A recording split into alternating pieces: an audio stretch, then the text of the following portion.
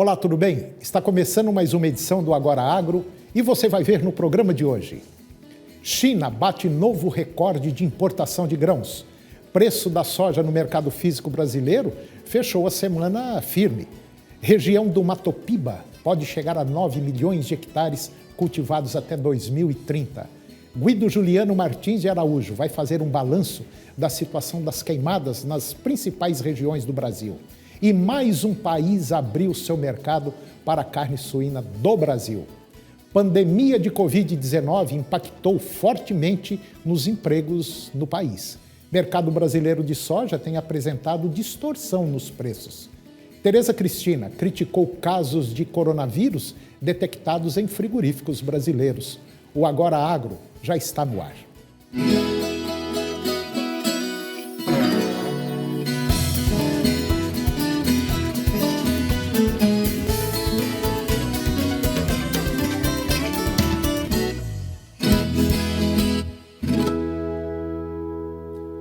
Com a alta demanda pela soja brasileira, a China bateu um novo recorde de importação do grão.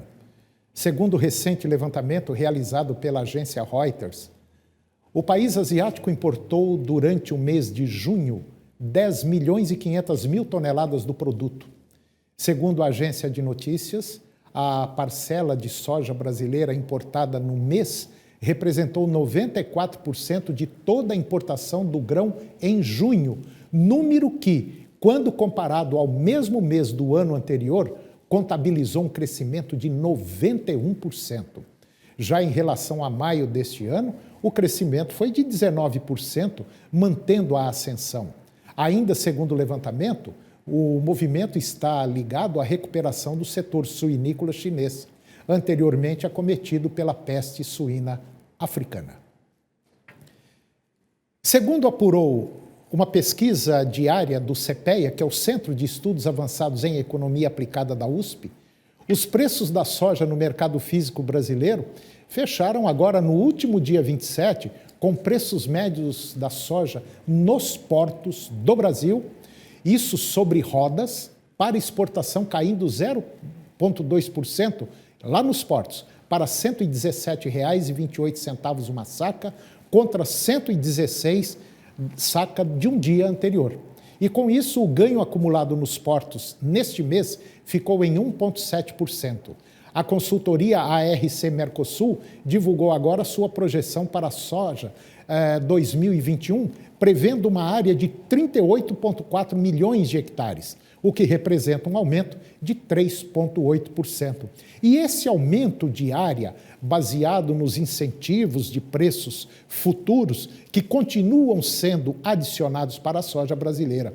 Além disso, os analistas projetam uma produtividade de 3.360 toneladas por hectare, um aumento de 0,7%. A produção deve bater em 129 milhões de toneladas, um aumento de 3,4%. Número de produção é o resultado da estimativa diária e a projeção de produtividade. É o que conclui os analistas da ARC Mercosul. Os dados da Conab apontam que a região denominada de Mato Piba, que compreende o bioma cerrado nos estados do Maranhão, Tocantins, Piauí e Bahia, plantou nesta safra o equivalente a 4,3 milhões de hectares de soja, 1,7 milhão de hectares de milho e 731 mil hectares com feijão. Alguns estados do bloco ainda cultivam mamona, sorgo, trigo, arroz e amendoim. A produção total de soja atingiu perto de 15 milhões de hectares e a de milho perto de 8 milhões de hectares. O Mato Piba vai chegar a quase 9 milhões de hectares cultivados até o final desta década, com uma produção de 32,7 milhões de toneladas. Só no estado do Tocantins, a produção de soja deve crescer 42,5%. Contribuem para isso a atração que a cultura apresenta e a abertura de novos modais de transportes nos próximos anos. E depois do intervalo, nós vamos falar mais sobre um país que abriu seu mercado para a carne suína brasileira. Pandemia de Covid-19 impactou fortemente nos empregos do país. Mercado brasileiro de soja tem apresentado distorção nos preços. E a ministra Tereza Cristina criticou casos de coronavírus detectados em frigoríficos brasileiros. E vamos falar sobre as queimadas que estão assolando as regiões do Cerrado e também da Amazônia. Nós voltamos já, é um minuto só.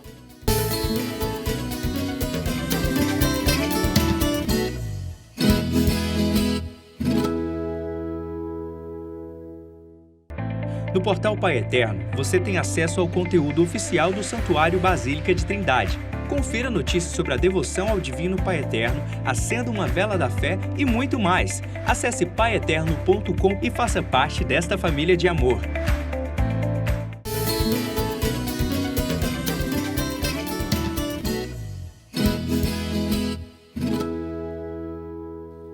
E agora você vai ficar com Guido Juliano Martins Araújo. O Guido ele é diretor do Instituto Saga das Águas, ele é agrônomo e ele vai fazer um balanço da situação das queimadas nas principais regiões do Brasil. E essa época do ano é basicamente inevitável o controle de queimadas. Confira. Olá, Antônio Pereira. Olá para você que nos assiste, nos ouve já há alguns anos, falando de meio ambiente, do agronegócio ligado, harmonizado com o meio ambiente. Mas hoje eu gostaria de falar sobre as queimadas na Amazônia, no Cerrado brasileiro e também ao redor do mundo. Hoje, por exemplo, a África, o centro da África, arde em chamas. Mas vamos falar do nosso país. O ano passado, as queimadas tomaram conta do Cerrado brasileiro e da Amazônia. No mês de setembro do ano passado, tinham mais queimadas no Cerrado do que na Amazônia. Mas, no balanço geral, 50% das queimadas, mais ou menos, foram no Cerrado e 50% na Amazônia. Isto é muito preocupante. Primeiramente porque você emana carbono para a atmosfera. Você aquece aquela determinada região, aquele microclima, e você também empobrece sobremaneira o solo. Isto é preocupante. No início do domínio do Cerrado, ou seja, de 50 anos para cá, o desmatamento, o próprio governo federal na época criou programas para se desmatar, para se ocupar o Cerrado. Era um sinal de expansão agrícola e de progresso.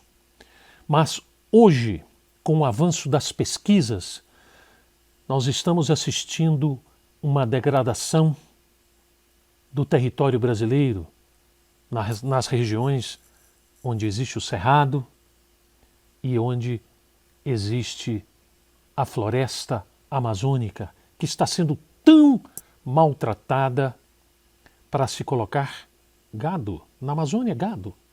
Poucas regiões, somente ali no nordeste do Mato Grosso, onde a soja avança. Essa situação é preocupante. No caso da Amazônia, você destrói uma biodiversidade, uma fauna e uma flora exuberantes para você colocar uma espécie animal. No Cerrado, que é um bioma pobre de solo, mas extremamente rico em biodiversidade, o que nós estamos assistindo? A entrada da produção de grãos, que isso é muito bom, mas nós temos, por obrigação, observar como o meio ambiente se comporta com este avanço da agricultura e da pecuária no Cerrado e também na Amazônia. Mas, evidentemente, nós temos que fazer um balanço e mensurar os prós e os contras de como nós podemos conviver com o avanço da agricultura, porque nós sabemos o Brasil é o celeiro do mundo. Mas vamos voltar a falar sobre as queimadas.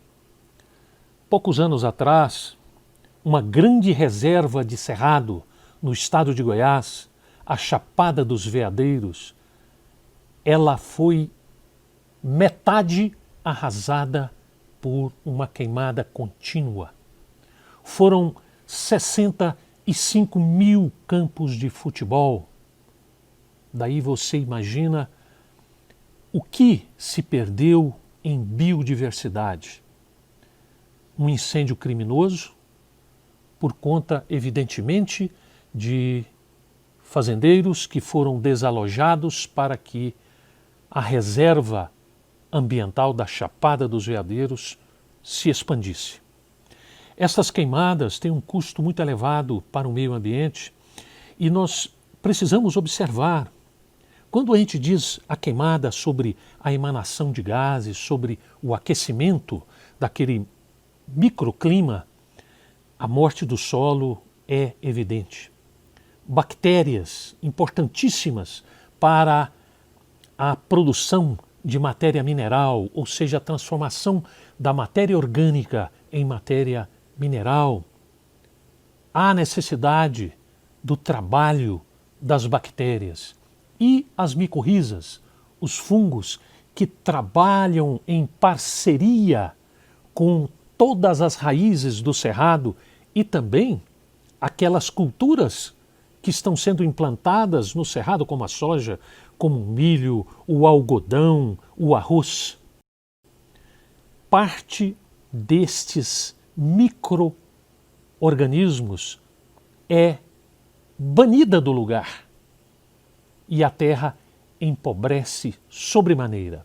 Pesquisas, principalmente da Embrapa, do Instituto Agronômico de Campinas, estão mostrando que quanto mais você trabalha para aumentar a vida microscópica do solo, mais se produz grãos.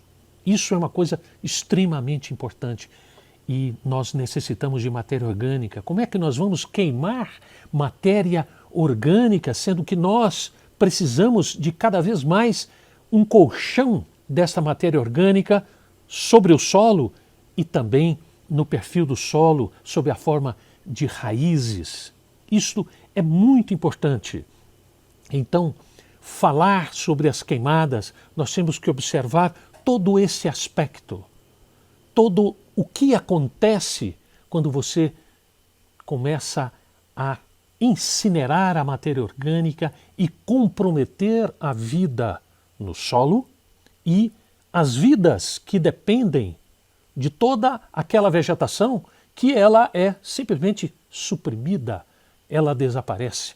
E nós também temos uma grande preocupação com os nossos insetos polinizadores, principalmente as nossas abelhas nativas, aquelas sem ferrão, que são elas as responsáveis pela produção de 70% dos frutos existentes no cerrado e também os alimentos que nós plantamos, seja na região da Amazônia, no Pampa Gaúcho, no Pantanal, no Agreste, na Mata Atlântica.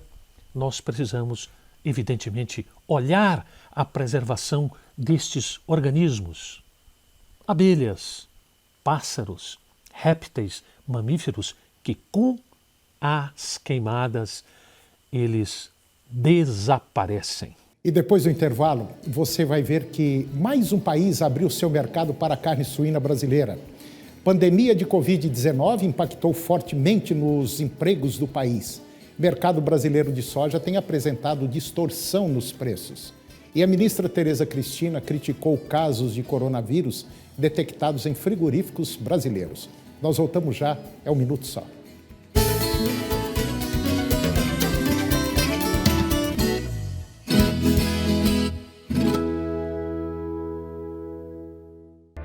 No portal Pai Eterno, você tem acesso ao conteúdo oficial do Santuário Basílica de Trindade, Confira notícias sobre a devoção ao Divino Pai Eterno, acenda uma vela da fé e muito mais. Acesse paieterno.com e faça parte desta família de amor.